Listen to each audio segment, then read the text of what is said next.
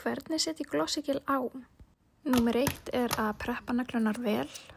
Ítum naglaböndin niður, pússum þær og þrífum þær svo með sótthreinsklútnum sem fylgir með. Látum þær svo alveg þorna áður en við setjum gelið á. Í dag ætla ég að setja með litinn Champagne Fizz. Svo er það bara að finna réttar stærðir sem passa mínum nöglum og byrja svo að setja á. Og ég passa mig að festa allar brúnir mjög vel niður. Það er algjört lykilatriði í þessu. Svo klippi ég allt auka gel af og pússa alveg niður að minni nögl.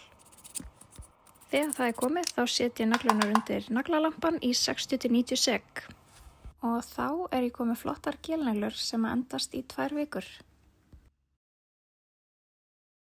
Hvernig tek ég Glossygel af? Til þess þurfum við pinnan sem fylgir með og við notum flata endan og þrýstum honum undir hornið.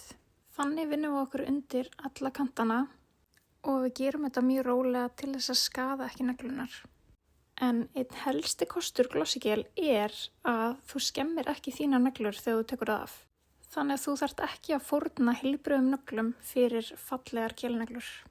Þegar við erum búin að vinna okkur undir alla kantana þá byrjum við að lyfta gelinu af neglunum og algjört lykilatriði er að gera þetta rólega þannig að þú sért ekki að rífa þína negla af með.